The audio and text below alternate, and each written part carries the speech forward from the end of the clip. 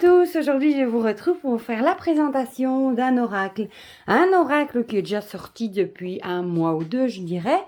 Et il était dans mon panier, vous devez connaître ça. Dans mon panier à la Fnac, et puis il est resté un petit peu dans mon panier. Il y en a d'autres qui sont passés avant lui, mais il y avait quand même un petit truc qui faisait que j'avais envie quand même de l'acheter. Puis j'ai vu une ou deux reviews passer, et du coup j'ai craqué parce qu'au final j'aime beaucoup les cartes. Déjà il y en a beaucoup, et en plus il y a beaucoup d'animaux dedans. Les illustrations sont assez simples, et puis j'aime beaucoup le livret aussi. Vous allez voir, il y a pas mal d'associations pour chaque carte, et vous allez voir, il est super génial. Donc c'est l'oracle de l'éveil intuitif de Chris Semmet. Voilà, déjà la boîte est très jolie, hein. C'est une belle boîte en dur. Elle est assez petite, elle n'est pas immense comme certains coffrets. Ici vous voyez déjà deux cartes, hein, voilà. Donc c'est aux éditions Le Duc.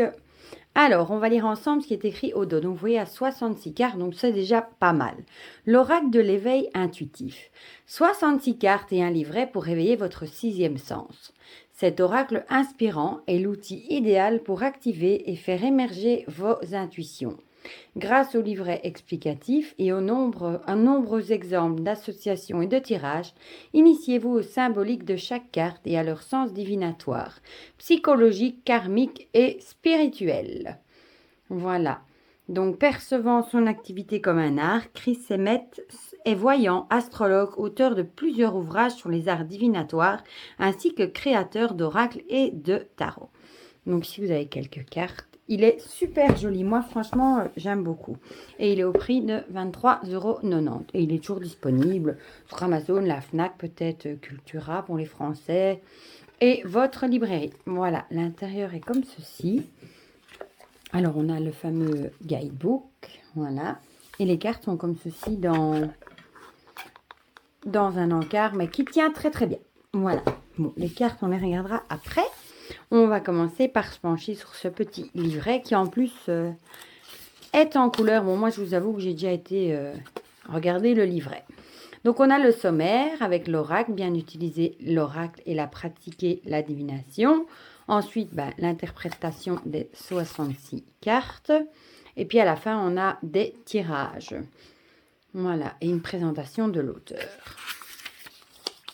Regardez-moi ça comme c'est joli, ces petites mésanges. Donc ici, il va nous expliquer l'oracle. Ça, je vais quand même vous lire. Ce jeu a été pensé pour vous afin qu'il vous permette de faire émerger des sensations, des intuitions, des évidences lorsque vous l'utiliserez. Bon, en fait, le but, c'est vraiment de l'employer pour aiguiser son intuition, de peut-être pas spécialement se référer au livret, de voir ce que les cartes nous inspirent. Et c'est vraiment justement ça qui est génial pour travailler son intuition. Il trouve son inspiration dans plusieurs supports et disciplines divinatoires comme le tarot de Marseille avec la coupe, le sceptre, le denier et l'épée, le monde, le lion, le taureau, l'aigle, l'icône, etc. Le jeu de 32 cartes avec le cœur, le carreau, le trèfle et le pic, l'astrologie avec le feu, la terre, l'air et l'eau, la lune et le soleil, dans le Béline aussi avec les clés, la chouette, le chat, dans le petit le normand, avec le chien, l'étoile, le renard, le serpent, les mésanges, la montagne. Et dans le chamanisme aussi avec le loup, le tigre, le corbeau, le paon et les cygnes. Mais aussi dans les mythes, la licorne, le phénix, le dragon, le sphinx. Et bien d'autres archétypes de voyance ou plus simplement dans l'imagerie de la vie courante.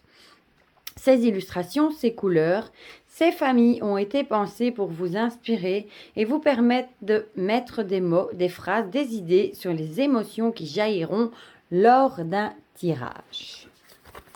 Voilà, et il est très très coloré, moi je le trouve très très chouette. Oula. Alors, bien utiliser l'oracle, comment pratiquer la divination. Ici, regardez ce papillon comme ils sont beaux. Interprétation du coup des 76 cartes, et voilà.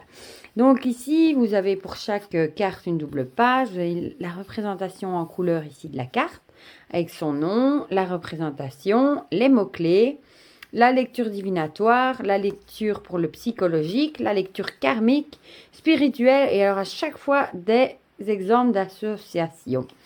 Et ici, vous posez une partie pour noter. Voilà, ça pour chacun. Je trouve ça génial. Et il y en a pas mal, des associations. Et alors, on va aller au bout. Du coup, vous entendez peut-être la pluie sur les carreaux parce que Je vous avoue que c'est le déluge, comme on dit en Belgique, il drache, mais il drache vraiment beaucoup. La lecture des cartes, du coup. Comment procéder pour interroger l'oracle? Oh, c'est terrible ce qu'il pleut. Les tirages, donc le tirage à 3 cartes, passé, présent, futur, ça c'est un tirage assez classique. Et en plus, on a des exemples. Regardez ici par exemple, Janine, 28 ans, vient de faire une rencontre amoureuse. Elle désire savoir si cette relation va évoluer positivement et il vous explique ça. C'est génial pour apprendre, pour prendre en main un nouvel oracle. Alors, le tirage en croix, pareil avec un exemple. C'est joli, hein, avec une petite mésange. Le tirage évolutif ou pyramidal, même chose avec des exemples. Ici, il y en a même 2. Tirage karmique de mission de vie, pareil, avec des exemples. Tirage général ou astrologique, toujours avec des exemples. Vous voyez, le livret est super complet. Regardez si la chouette, si c'est pas magnifique. Voilà, ici, du coup, on a l'auteur avec sa présentation. Et à la fin, vous avez des petites pages de notes, si vous voulez écrire vos notes. Voilà. Voilà. Et donc, aux éditions Le Duc avec ce beau lotus. Et je vais vous montrer du coup les cartes que moi je trouve très très belles. Alors, elles ont le format tarot. C'est chouette pour les prendre en main. Il tient super bien en main. Le dos est comme ceci. Vous pouvez l'utiliser en renversé ou pas. Les tranches sont dorées. Et vous allez voir les illustrations. Elles sont assez simples, mais moi je les trouve très chouettes. La coupe, le sceptre, et je trouve qu'il est très parlant aussi. Le denier, donc là on est plus dans les suites du tarot, hein, l'épée. Le cœur, magnifique je trouve, on dirait un bijou. Le trèfle. Et là, bon, si vous tombez sur le trèfle, vous pensez tout de suite évidemment à la chance. C'est vraiment, vous pouvez laisser parler... votre intuition, le laisser vagabonder et écouter votre petite voix. Le carreau, là on est dans le jeu des 32 cartes, le pic. Ici on est dans les éléments avec le feu, la terre, l'air,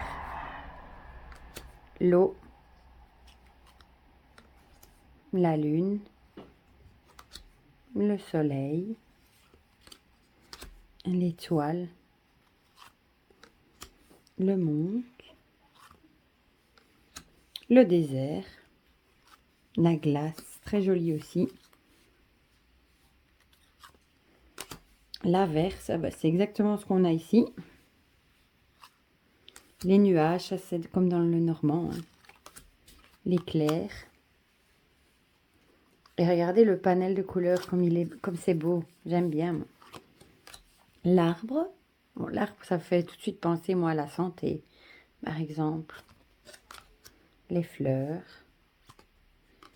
Le lotus. Le blé. Le chat. Magnifique. Les animaux, je les aime beaucoup, moi. Le tigre.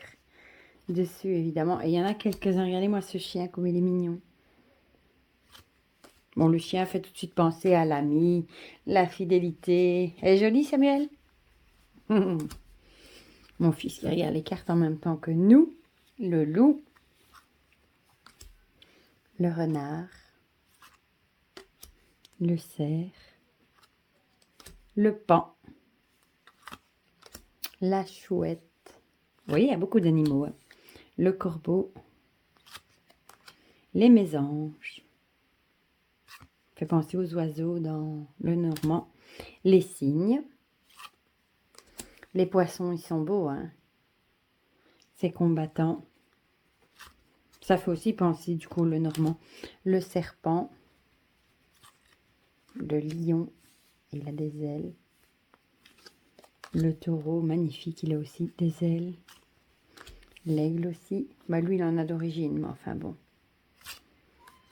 L'icône. L'abeille. Les papillons. Magnifiques avec leurs belles couleurs. Le scarabée. La lance. Le bouclier. Le pouvoir. Les clés. La porte. La balance. les alliances, la bougie, la lanterne, le sablier, la croix, je pense au Lenormand aussi, la boussole, la tour, la roue du destin, la montagne, il faut aussi penser au Lenormand, hein, la gestation, la transformation, on pourrait faire penser à celle de la mort, celle-ci, la licorne, le phénix, le dragon et pour finir le sphinx. Voilà pour ces magnifiques cartes. J'aime beaucoup, beaucoup. Voilà.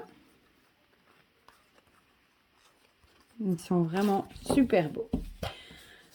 Voilà, ben vous me direz en commentaire, du coup, si vous l'avez déjà, si vous avez craqué, si vous faites l'œil aussi, si vous le trouvez chouette ou pas. Bon, je ne sais pas si les illustrations plairont peut-être pas à tout le monde parce qu'elles sont, allez, simplistes tout en étant assez jolies. Moi, je trouve, moi j'aime beaucoup. Le livre est super bien fait, je trouve, avec toutes ces associations, en plus en couleur. Il est vraiment super chouette. Enfin voilà, vous me direz en commentaire si vous l'avez acheté ou pas, ou ce que vous en pensez. Comme ça, on partage tout ça ensemble comme d'habitude.